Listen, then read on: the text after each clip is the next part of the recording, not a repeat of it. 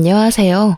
저는 10년이나 된 인연을 얼마 전에 끊고 두 딸과 새로운 삶을 살고 있는 40대 여성입니다. 저에게 결혼 생활이라는 것은 소소한 즐거움을 뛰어넘는 시집살이였다고 말하고 싶네요. 저희 가족만으로 본다면 그리 나쁘지는 않았습니다만 아무래도 결혼을 하면 시댁이 생기잖아요. 시집을 간 어느 여성도 자유로울 수는 없으니 말이죠. 저 또한 처음에 결혼을 앞두고 상견례를 했을 때 시라는 것이 주는 압박감을 뼈저리게 느끼게 됐어요. 저와 남편은 소개로 만난 게 아니라 우연한 기회에 함께하게 되어 사랑을 키운 그런 연애를 했어요. 그래서 그런지 남편에 대한 저의 애정은 생각보다 컸어요. 남편의 아버지가 교수에다가 어머니도 고상한 분이라는 걸 알고 나서 저는 저의 마음을 접어보려고도 애썼지만 그게 잘 되지 않더라고요. 제가 왜 마음을 접으려 했냐고요? 당연히 저의 집 사정과 정반대의 집안이라 부담감이 컸거든요. 결혼이라는 게 고만고만한 사람들끼리 하는 게 가장 좋은 법이잖아요. 저희는 남편 집과는 다르게 그다지 잘 사는 집이 아니었어요. 아버지는 많이 배우지는 못하셨지만 건축업을 하며 저희를 먹여 살렸고 어머니도 항상 일거리를 찾아서 돈을 벌어야만 했던 가정이에요. 저는 제 부모님에 대해 애정을 갖고 자부심을 가지고 있어요. 그렇지만 서로의 조건이 이만큼 다르면 당연히 남편 집안에서 반대를 할 거라고 생각했어요. 그런데 저희 집에서도 반대를 하더군요. 너무 환경이 다른 집에 가면 너만 고생할 뿐이라고 아버지가 어찌나 말리시던지. 어머니는 눈치 보더라도 돈 걱정 안 하며 사는 게 제일이라고 하셨지만 아버지는 딸이 눈칫밥 먹으며 사는 게 싫으셨나 봐요. 교양 있는 분들이라 그러지 않을 거라 우스갯소리로 말했는데 웬걸?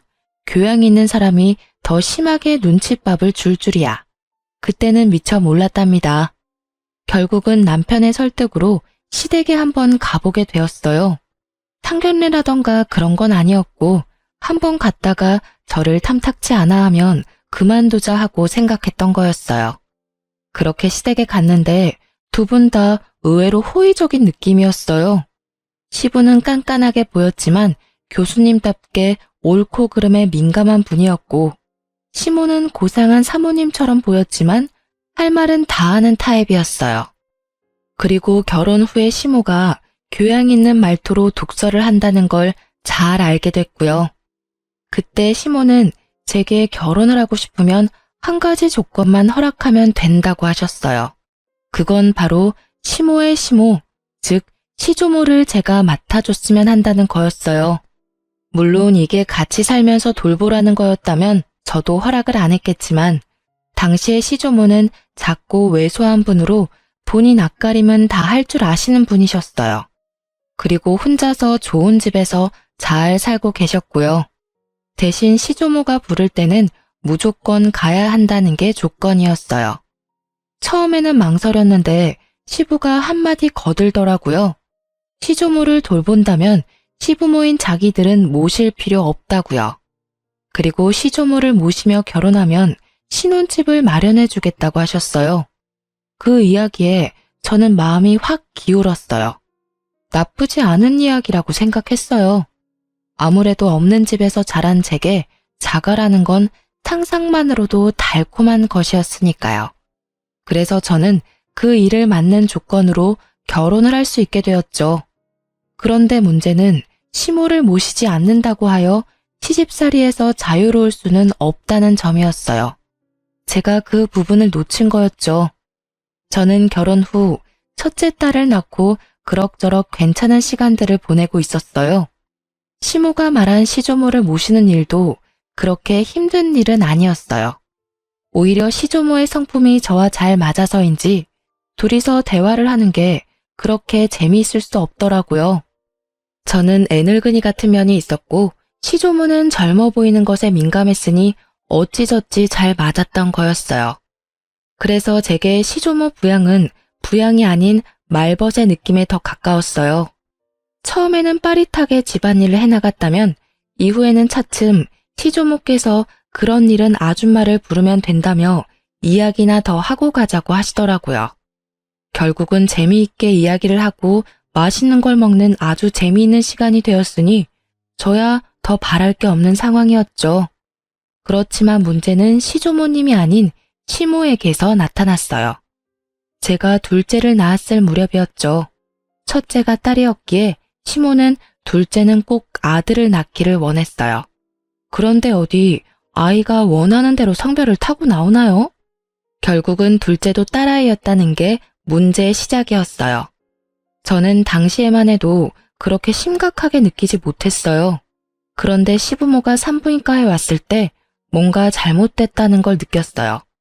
바로 밝은 시부의 표정과는 다른 차가운 시모의 표정 때문이었어요.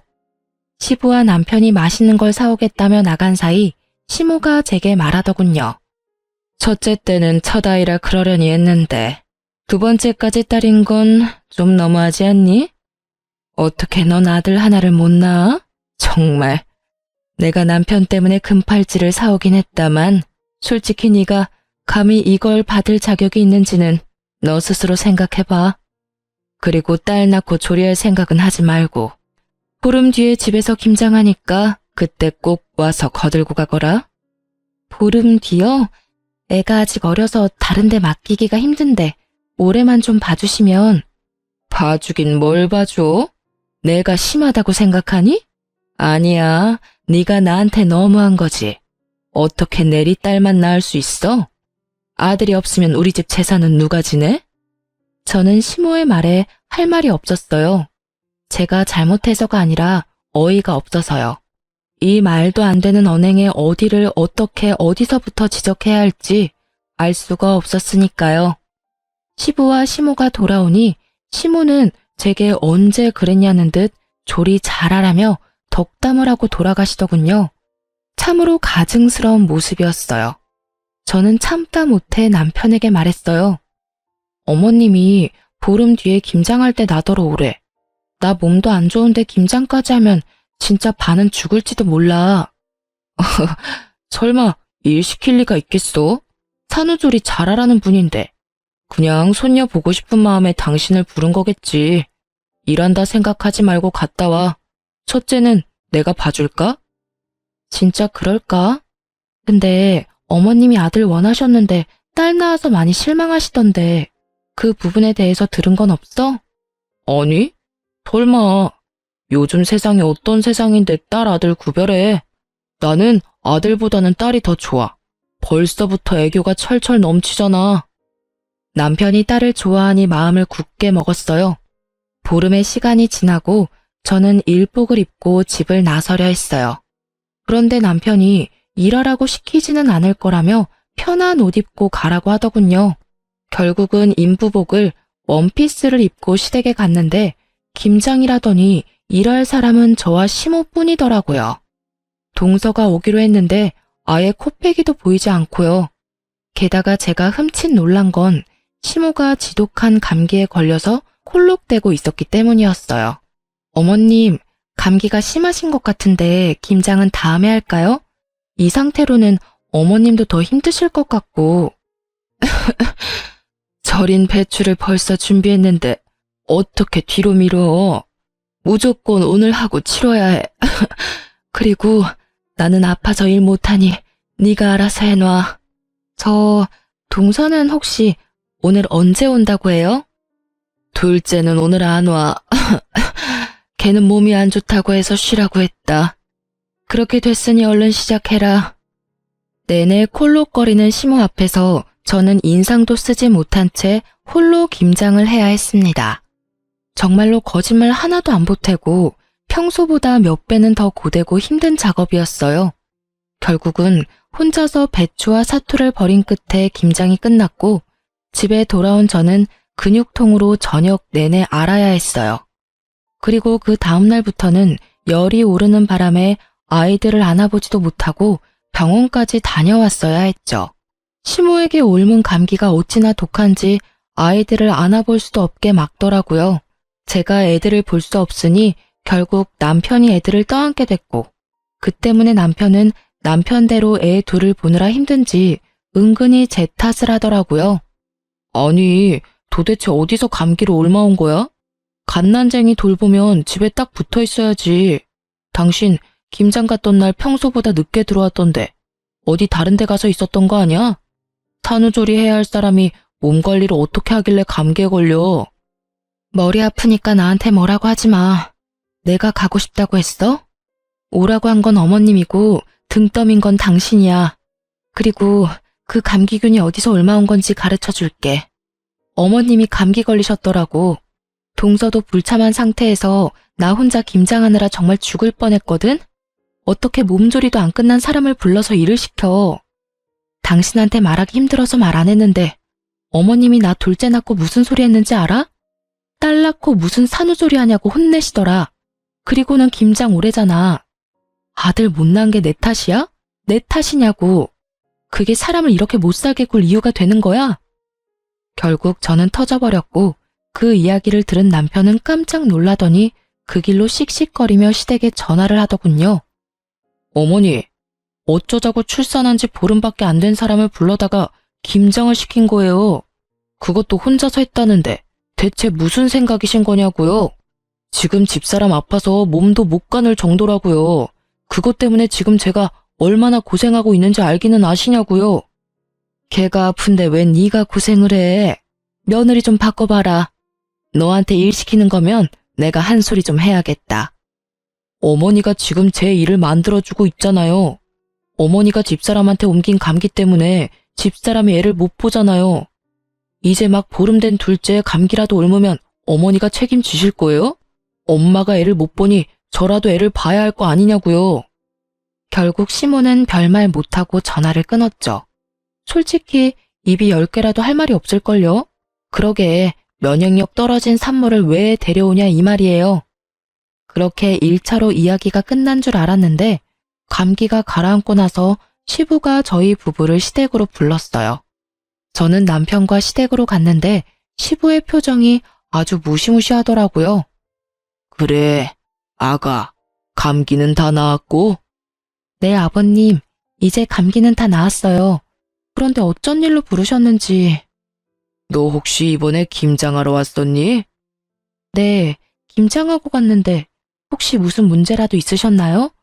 그때 제가 너무 경황이 없어서 혹시라도 김치 맛이 이상하다면 죄송합니다. 그랬구나. 역시 너희 시어머니가 너한테 되지도 않는 시집살이나 시킨 거였어. 당신은 그렇게 할 짓이 없어서 며느리 괴롭혀? 어떻게 출산한 지 보름밖에 안 된 며느리를 데려다가 김장을 시켜? 아니, 딸 낳고 뭐가 자랑이라고 미역국을 끓여 먹고 팔자 좋게 산후조리를 해요. 옛날 같았으면 당장 나가서 일할 상황이라고요. 그리고 며느리 둘이 다 안 하겠다는데 그럼 김장은 뭐 나 혼자 해요? 그럼 며느라가 김장은 누구랑 같이 했는고? 저 혼자 했어요. 동서도 그날 안 왔거든요.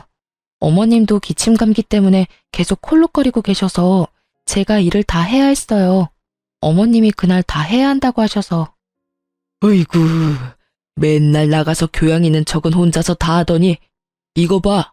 당신이 그렇게 중요하게 여기는 교양과 상식에 출산 직후의 여성을 김장에 막 부려먹어도 된다고 하든 조선시대에도 이렇게까지는 안 했을 거야. 게다가 감기에 걸려서 콜록거리면서 어떻게 애를 봐야 할 사람을 불러서 감기로 옮기도록 할 수가 있어. 상식이라고는 어디다 갖다 처박아 놨길래 이런 사달을 만들어? 결국 시부가 화를 내고 시모에게 사과하라고 했지만 시모는 절대로 미안하다 한마디를 안 하더라고요. 뭐 저도 사과받을 생각이 없기는 했어요. 그걸 보고는 시부가 저에게 미안하다며 사과를 하시더라고요. 그때 저는 앞으로도 시모와는 이렇게 대면대면 거리 두고 살기로 작정했어요. 그렇게 다짐하고 나니 그 뒤로부터는 시모에게도 할 말은 하게 되더라고요. 그렇게 시모와의 사이가 악화되고도 그럭저럭 5년을 더 살았어요. 그동안에도 시모는 저에게 날카로운 눈총을 보내기도 했어요. 그리고 추석이 지난 공휴일에 친정에서 연락이 왔어요. 딸, 빨리 병원으로 와. 너희 아버지 아파서 지금 병원에 왔는데 나 혼자 무서워서 못 있겠어. 왜, 무슨 일인데 병원이야? 너희 아버지가 갑자기 숨이 잘 안 쉬어진다고 해서 병원 응급실에 왔는데 뭐가 안 좋나 봐. 의사들 얼굴이 심각해. 전화를 받으면서 옷을 후다닥 갈아입은 제가 병원에 도착했을 때 친정엄마는 거의 무너져 있었어요. 폐암 4기에 간이며 콩팥이며 뇌까지 전이가 다 된 상태라고 하더군요. 결국 수술은 불가하고 항암과 방사선으로 여명을 조금씩 늘리는 수밖에 없다고 하더라고요. 입원실에 들어간 아버지는 본인의 상태를 어느 정도 짐작한 듯 보이더라고요. 그리고 더 이상 치료에 희망이 없음을 느끼셨는지 집으로 가고 싶다고 엄청 떼를 쓰셨어요. 마음 같아서는 계속 병원에 두고 싶었지만 집이 보고 싶었을지도 모른다는 생각에 엄마와 저는 아버지를 집으로 데려왔고 가족 모두가 함께 하기로 했어요. 그래서 남편과 시조모에게도 미리 말을 했어요. 며칠이 될지 몇 주가 될지는 모르겠지만 친정에서 당분간 지내겠다고요. 물론 아이들은 데리고 가기로 했어요. 손녀들 얼굴 보면 아버지께 희망이 조금이라도 생기지 않을까 하는 마음에서 데리고 간 거였어요. 아버지가 너무 좋아하시더라고요. 병원에 있을 때보다 훨씬 얼굴이 좋아 보였어요. 물론 몸 상태는 안 좋으셨지만 마음이 편안해 보이는 게 보여서 저도 좋았죠. 그렇게 한 사흘쯤 됐을까요? 그때 시모가 급한 일이 있으니 시댁에 좀 오라더라고요. 아버지의 상태가 그리 좋지 않아 거절하려고 했는데 시모가 무조건 와야 된다는 거예요.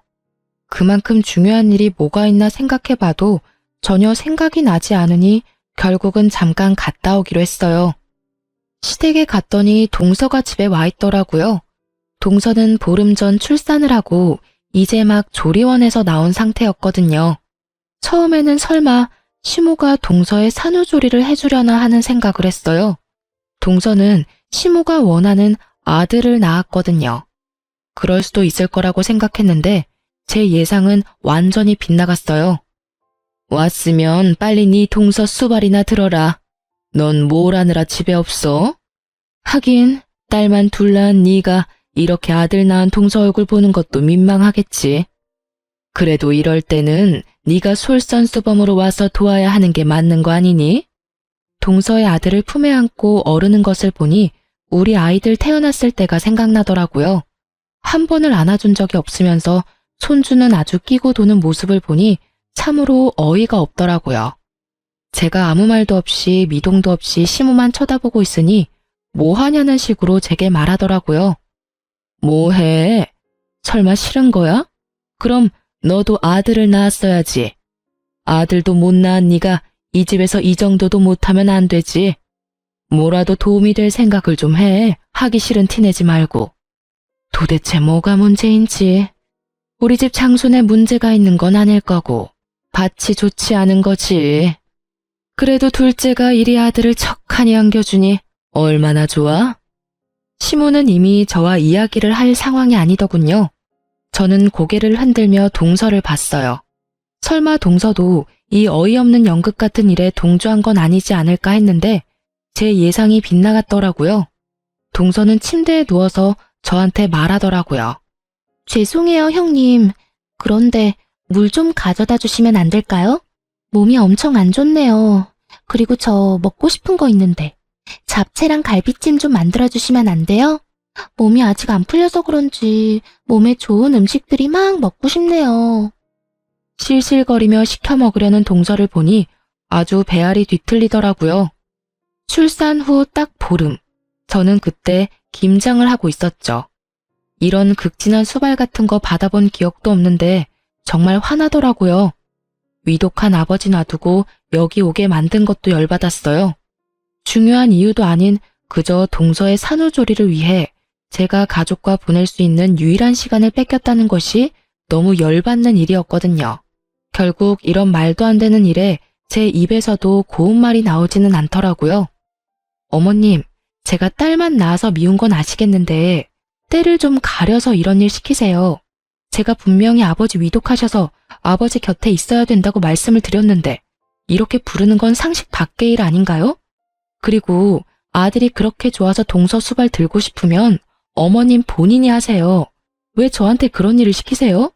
게다가 요즘에 도우미도 부를 수 있는데 일부러 저한테 시키는 것 자체가 저를 괴롭히려는 것으로밖에 안 보인다고요. 아시겠어요? 그리고 동서도 이러는 거 아니지. 내가 손윗 사람인데 아주 턱짓으로 사람을 부려먹으려고 해. 물 먹고 싶으면 알아서 가져와서 먹어. 손이 없어 발이 없어. 이런 일로 저 부르지 마세요. 아니 뭐 저런, 네가 뭐가 바빠서 이런 일도 못 도와줘? 그럼 늙은 내가 며느리 수발 들어야 되니? 어머님이 여기에 동서 불렀을 거 아니에요. 그럼 어머님이 책임지셔야지. 왜 이제 와서 애먼 사람한테 난리래요? 다 됐고 저 이제 부르지 마세요. 그렇게 말하고 나오는데 친정 엄마에게서 전화가 왔어요.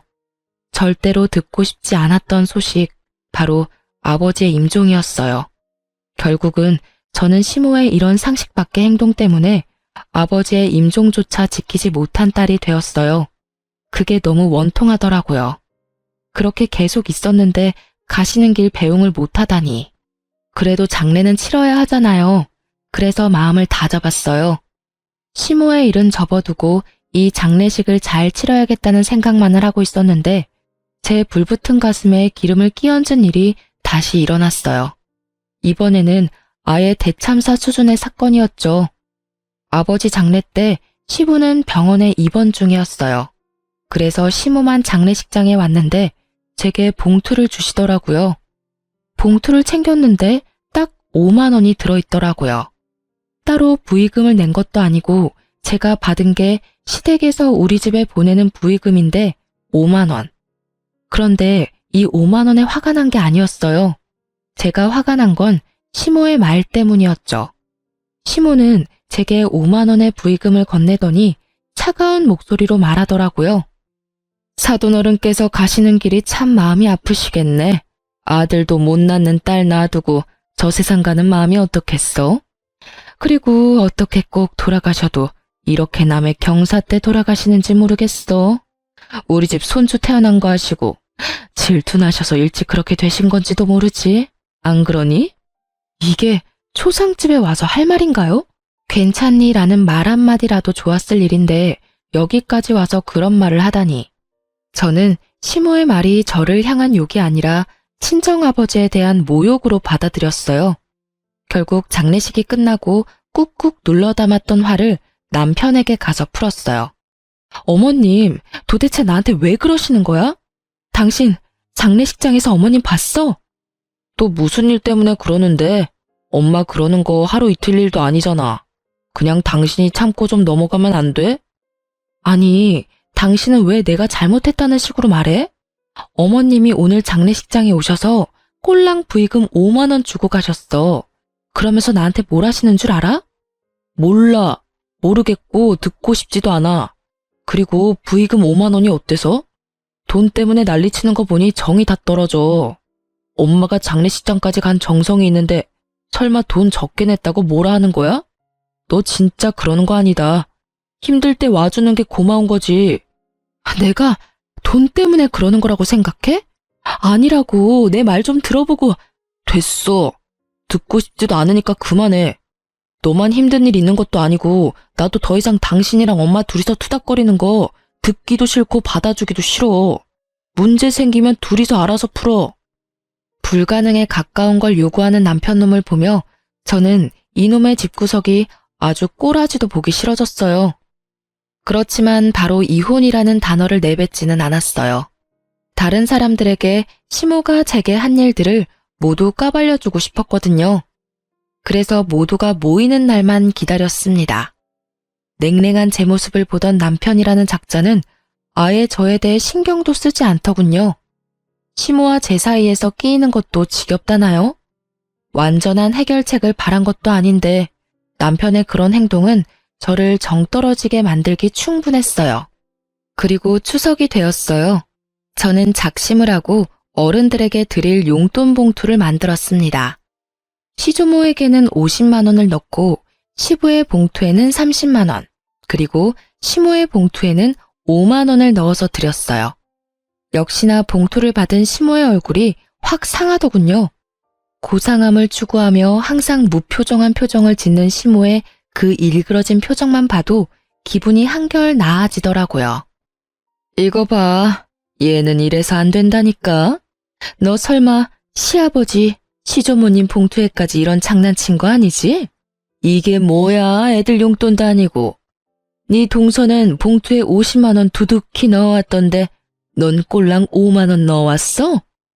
나이가 들면 나이가 든 행동을 해야지. 너보다 어린 우리 둘째 며느리가 뭘 보고 배우겠니? 윗물이 맑아야 아랫물이 맑다는데 너희는 어찌 된 게 이렇게 정반대야? 집에 도움이 되는 일을 못했으면 이런 날 부모님 기쁘게 해드릴 노력 같은 건 아예 없고.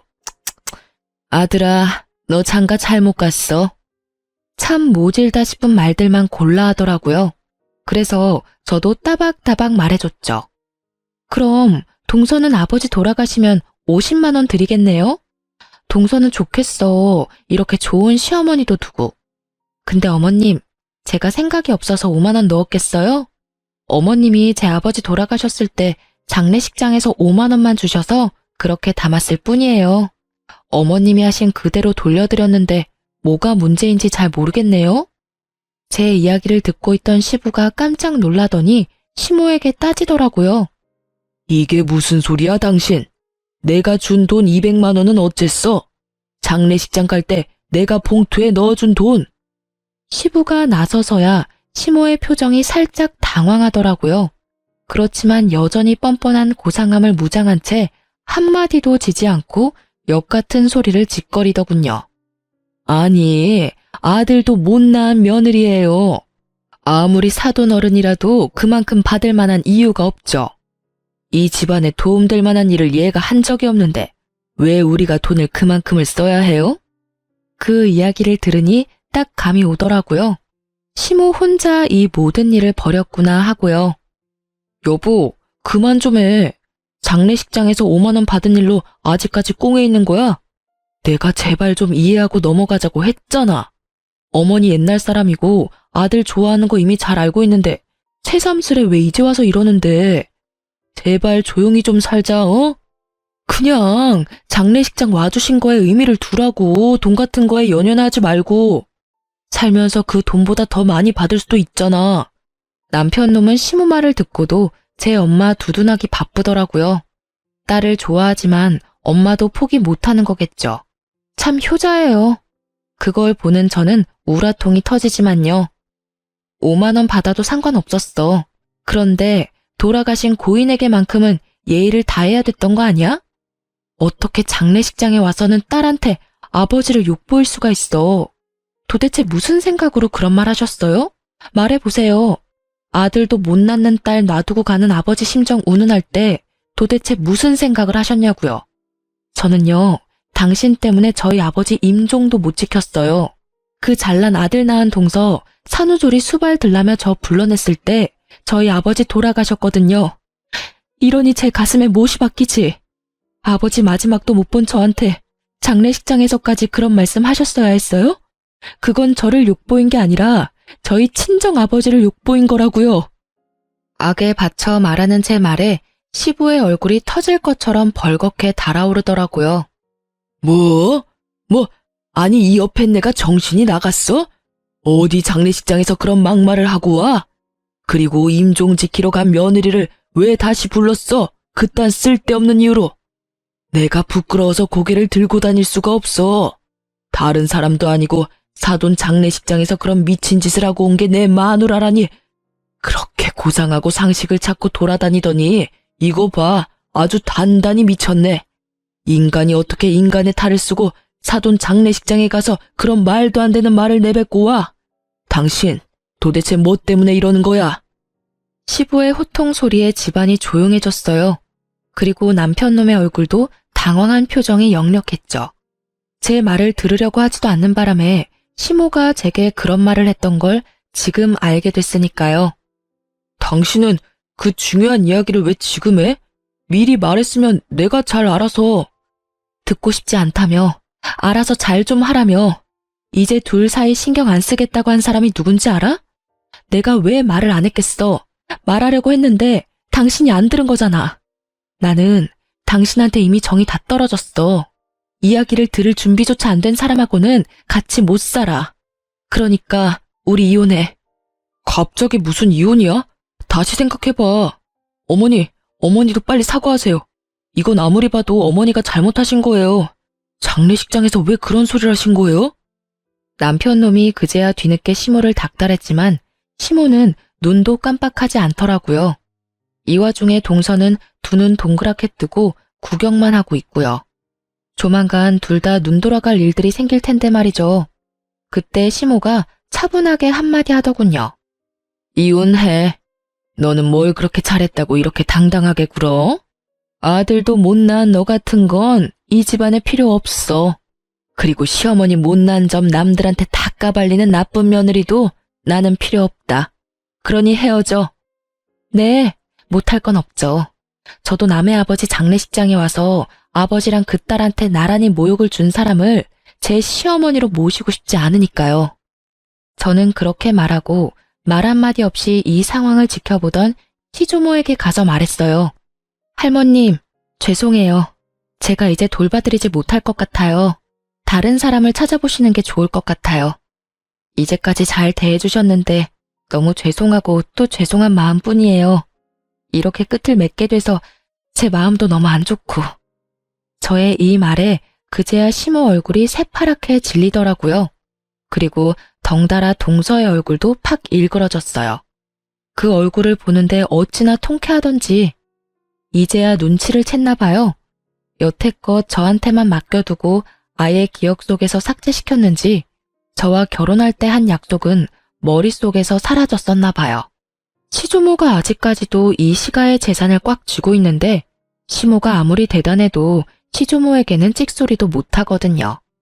제가 이혼을 하면 당연히 제가 하던 일은 시모의 일이나 동서의 일이 될 테니 그제야 둘 다 아차 싶은 표정을 지은 거겠죠.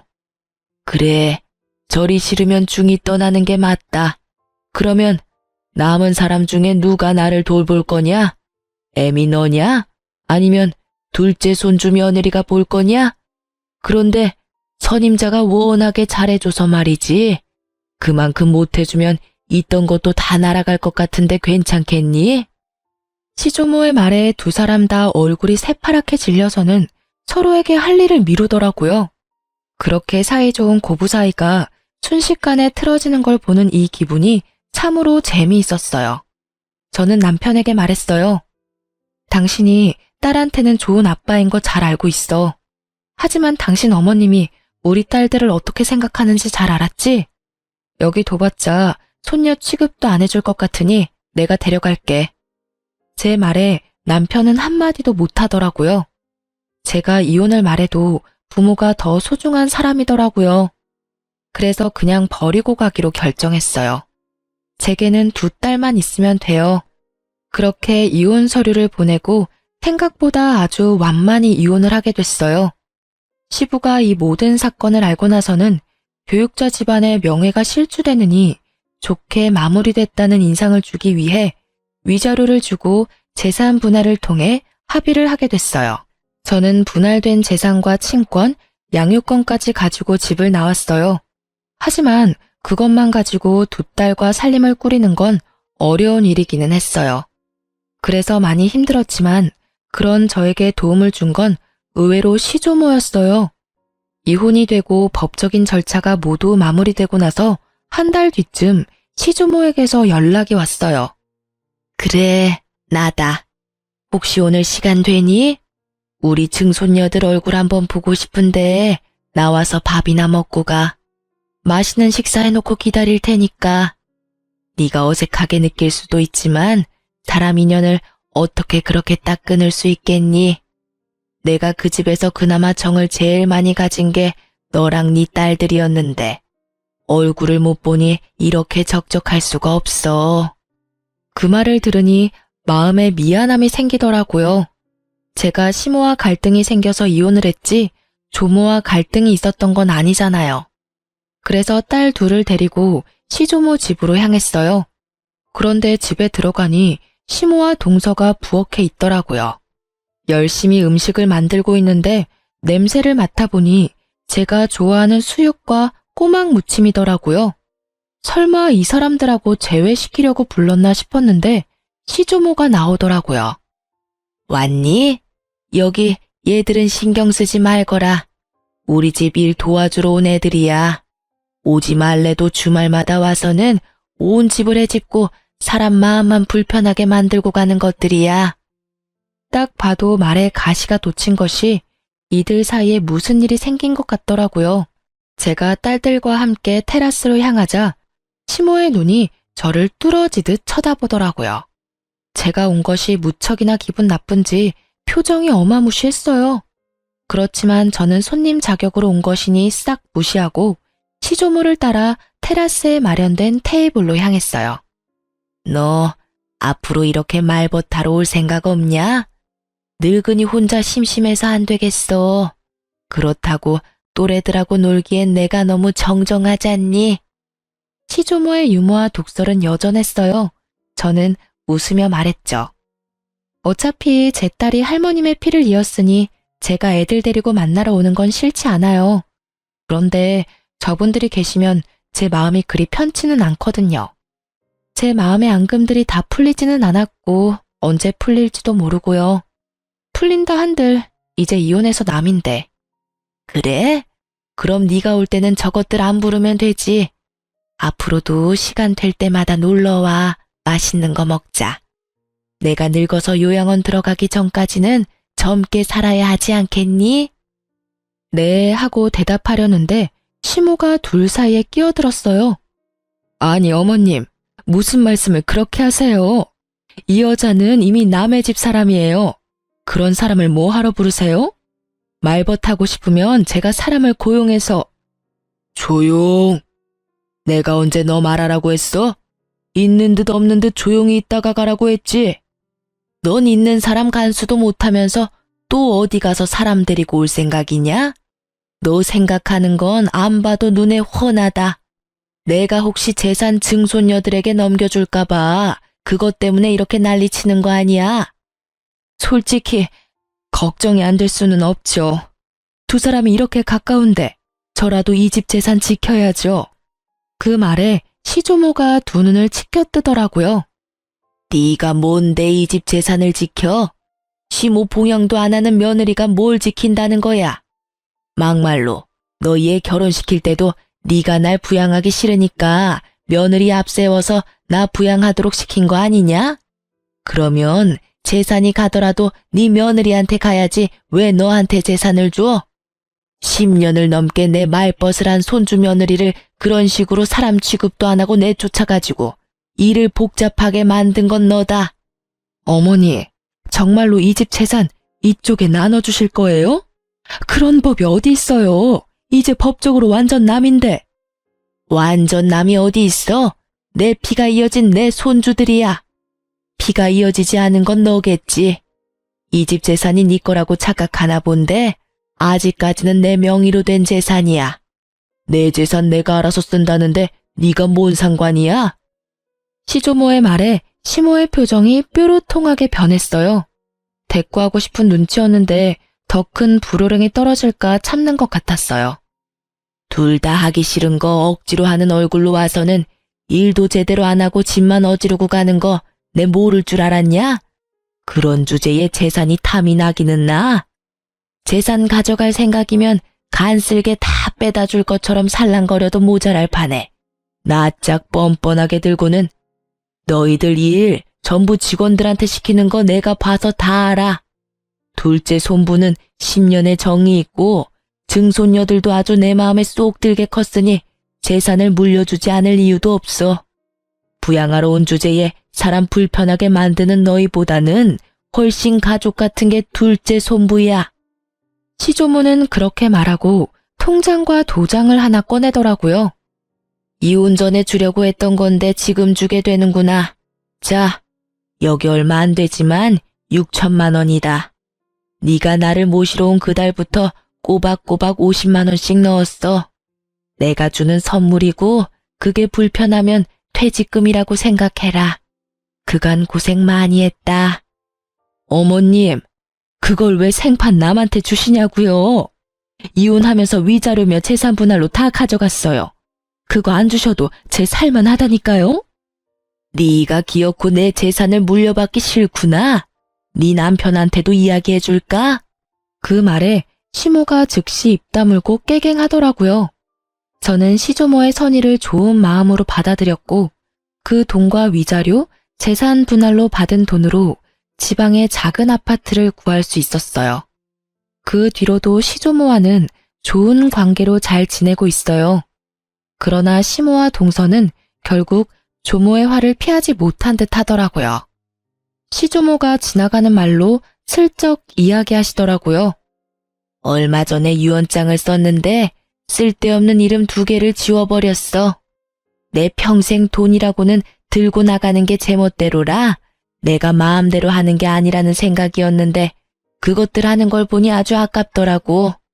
그래서 빼버렸지. 그랬더니 아들놈이 지 마누라를 잡는데 아주 배꼽 잡고 웃었구나. 고상한 척 아주 혼자 온 집안을 들쑤시고 다니더니 결국은 남편한테까지 버림받을까봐 요새는 설설 겨. 그러게 처음부터 마음을 곱게 썼으면 이런 일 없었을 거 아니니? 그 말을 들어보니 결국은 시부에게도 미움받게 되고 동서도 시모의 그런 모습을 보고는 노선을 갈아탄 듯 보였어요. 그 이야기를 들으니 이상하게도 마음이 좀 후련해지더라고요. 제 마음속에 그만큼 상처가 됐었나 봐요. 하긴 장례식장에서 그런 일을 겪을 줄 누가 상상이나 했겠어요? 2 딸들은 시모가 자기들을 홀대한 걸 기억하고 있어서인지 제 이혼도 잘 받아들여 주었어요. 전 남편은 아이들을 좋아해서 자주 만나러 와요. 그러면서 매번 재결합을 말하더라고요. 그 사람도 사람인지라 저와 재결합하면 할머니가 자기에게 재산을 많이 물려줄 거라 생각했나 봐요. 저는 그런 총극에 어울려줄 생각도 없고 무엇보다 그런 큰일에 언제나 부혜자처럼 한 발 물러서 있던 전 남편을 용서할 생각도 없어요. 제가 시모와 사이가 나빠진 건 시모의 행동과 언행에도 문제가 있었지만 전 남편이 적절히 중간에서 중재를 해주지 않았다는 것도 크다고 생각하거든요. 그냥 이렇게 가끔 아이들을 만나러 오는 아빠 역할만으로도 저는 충분히 고맙게 생각하고 있고 딱 그뿐인 감정이에요. 저는 시모 때문에 재혼 생각은 아예 없이 그냥 살고 있어요. 이렇게 간섭받지 않고 자유롭게 사는 게 더 재미있기도 하고 힘든 일도 분명히 많지만 그것을 모두 덮을 만큼 마음이 개운한 것도 있어요. 처음 이혼할 때 홀로서기에 대한 두려움이 있었는데 지금은 전혀 그런 마음이 없거든요. 글을 쓰다 보니 한없이 길어졌지만 제가 하고 싶은 이야기는 다 쓴 것 같아요. 제 이야기에 같이 욕해주시는 분도 계실 거고 안타까워할 분들도 계실 거예요. 그렇지만 저는 지금 그 어느 때보다도 즐거운 하루를 보내고 있어요. 모두들 저처럼 홀가분하고 행복한 하루를 보내시길 바래요. 글 읽어주셔서 감사합니다.